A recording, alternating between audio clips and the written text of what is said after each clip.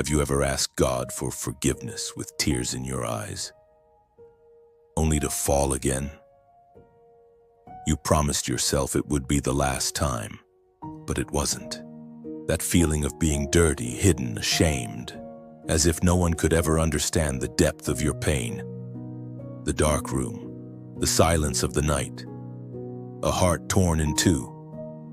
You know this isn't what you want, but for some reason you keep going back to the same place. Maybe you're wondering if there's still hope. Maybe you think God is tired of your weakness. Maybe you've started believing the cruelest lie of all. You'll never get out of this.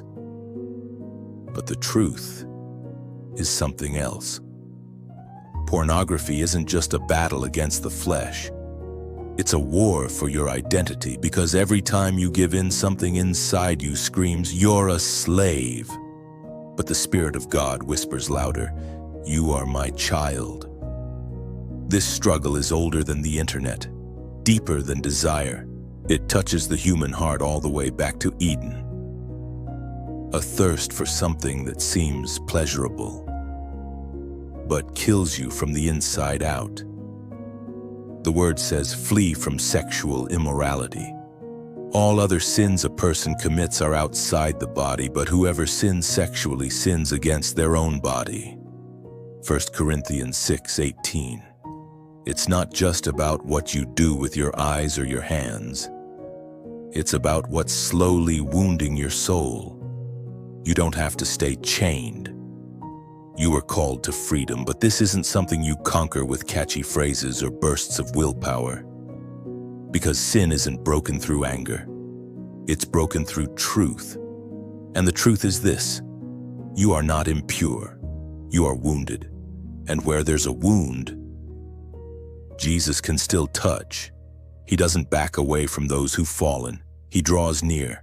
He's not ashamed to call the fallen his children. He reaches out, even when everyone else expects punishment.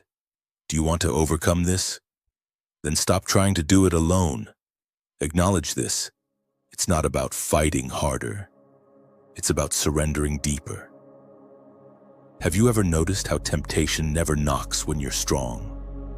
It shows up when you're alone, tired, empty.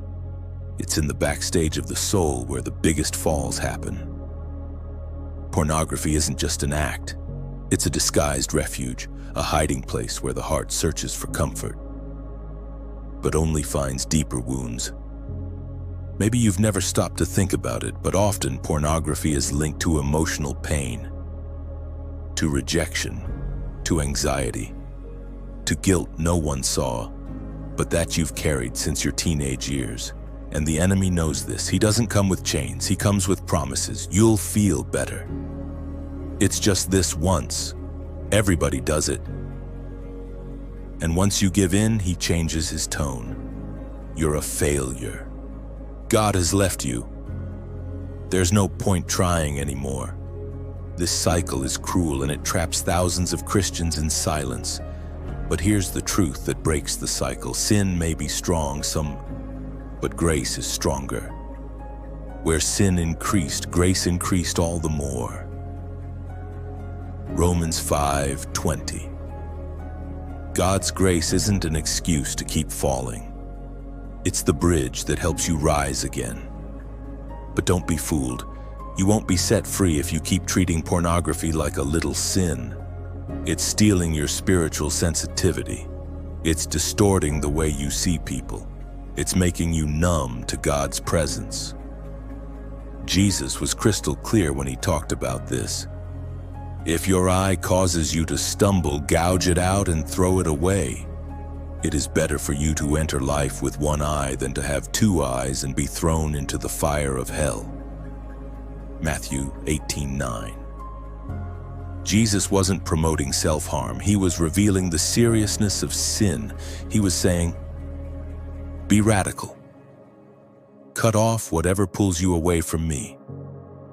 So here's a serious question. What do you need to cut off today? Maybe it's that profile you follow in secret. Maybe it's your phone in the bedroom late at night. Maybe it's wasted, aimless scrolling.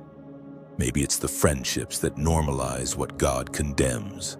You need to protect your mind like a fortress, because the attacks aren't just visual, they're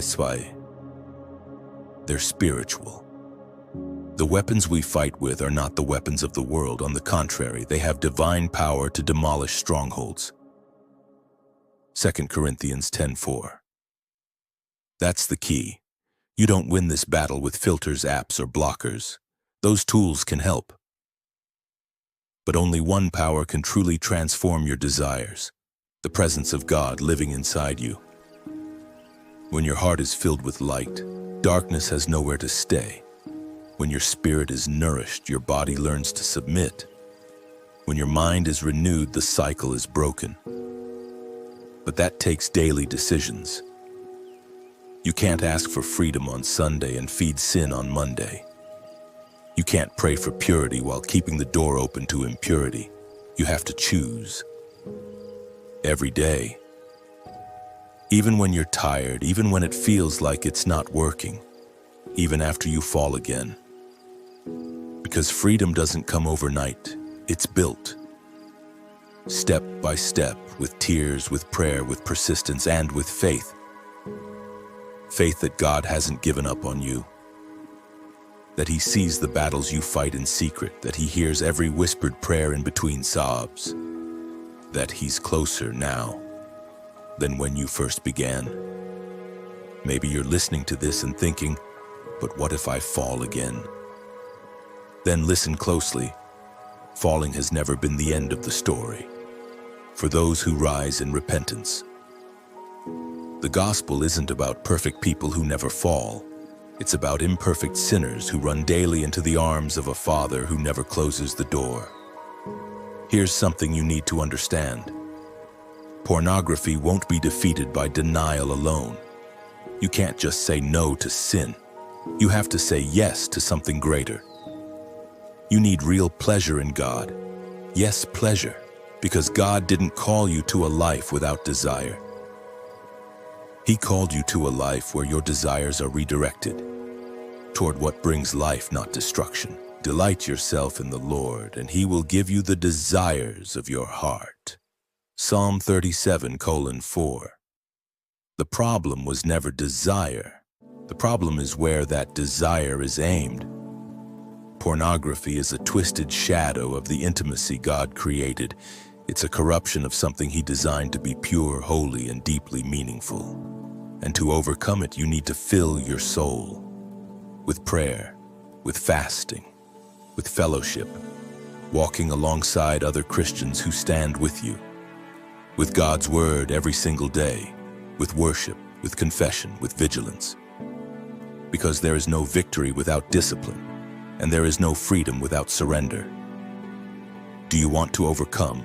Then start today with one simple but powerful step. Confess. Stop hiding. Talk to God. Talk to someone you trust. Someone mature in the faith. Don't fight alone what was meant to be overcome with support. Then take practical steps. Install blockers. Fix your sleep schedule. Avoid being alone in places where temptation thrives. Seek pastoral or professional help if needed. And remember this: if it were easy, it wouldn't be called a battle. But if it's a battle, then victory is possible. And you're not fighting alone. No temptation has overtaken you except what is common to mankind. And God is faithful. He will not let you be tempted beyond what you can bear. But when you are tempted, He will also provide a way out so that you can endure it. 1 Corinthians 10:13. God is faithful, even when you haven't been. And He's still standing there, arms open wide, ready to lift you up as many times as it takes. But now, will you just keep fighting? Or will you finally start winning? Pray. Ask for strength. Even if your voice is trembling, seek His presence today, right now. And if this video spoke to your heart, share it with someone else who's fighting this silent war. Don't hide the light that could set someone else free.